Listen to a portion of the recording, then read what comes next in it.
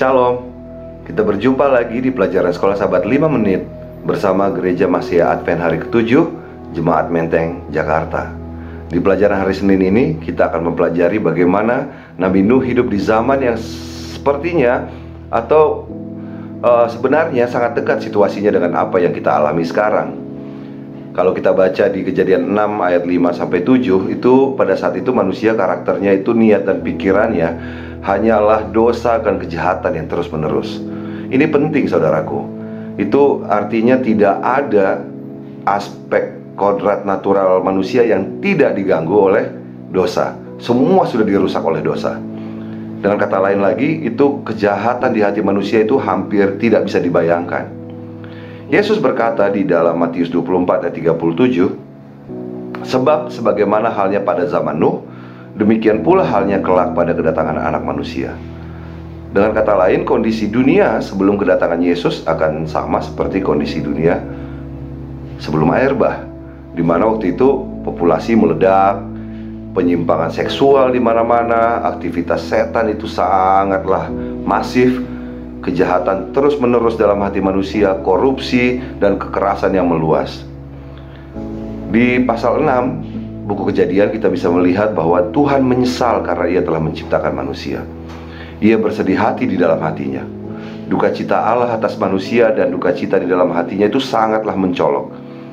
Ini tidak berarti bahwa ciptaan itu berada di luar kendali, atau bukan juga berarti bahwa Tuhan mengharapkan sesuatu yang lebih baik tetapi tidak mendapatkannya. Tuhan tahu selama ini bahwa begitulah yang akan terjadi. Tapi teks kita dengan jelas mengatakan bahwa ketika Tuhan melihat rencana yang berabad-abad itu akhirnya terganggu, itu yang mempengaruhinya.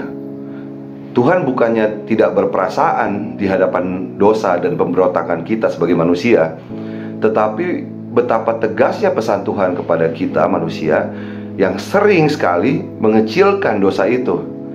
Seringkali dosa itu kita rendahkan levelnya dengan berkata, kalau Allah itu kasih, kenapa Dia mau membinasakan ciptaannya?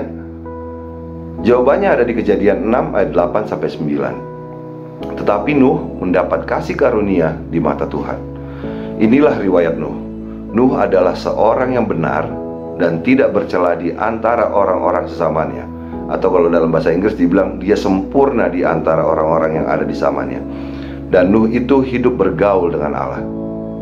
Inilah pertama kali kata kasih karunia disebutkan di dalam Alkitab. Ketika Tuhan memerintahkan seluruh bumi untuk dibersihkan dari pencemaran ini, Dia menemukan satu orang untuk memulai kembali, yaitu Nuh. Nuh yang menemukan kasih karunia Tuhan.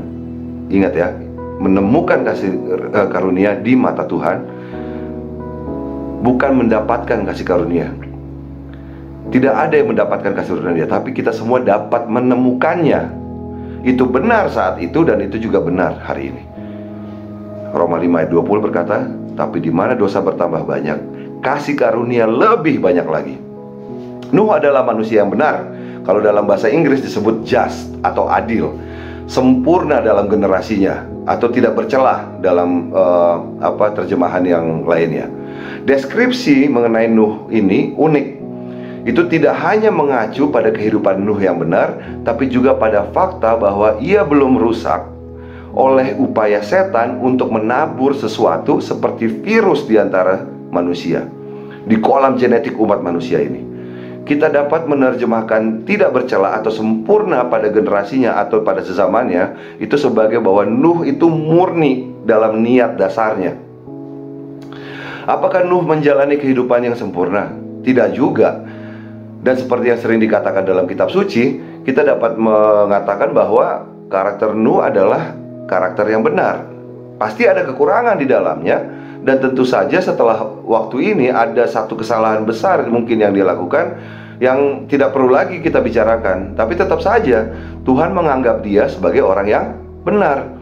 Kita dapat mengetahui bahwa Nuh memiliki kebenaran iman karena setelah air bah itu mengering, segera dia meninggalkan bahtera dan dia mempersembahkan korban. Kita bisa lihat ini di Kejadian 8 ayat 20. Jadi saudara-saudaraku, Kalau pada saat itu bayangkan laju pertumbuhan penduduk kita samakan saja seperti tahun 2000, maka jumlah manusia di dunia mulai dari Adam hingga Nuh ada total sekitar 750 juta orang. Ini tidak ada di dalam Alkitab. Ini kita lagi educated guess, kita mengira-ngira lah, kita taruh lah seperti itu.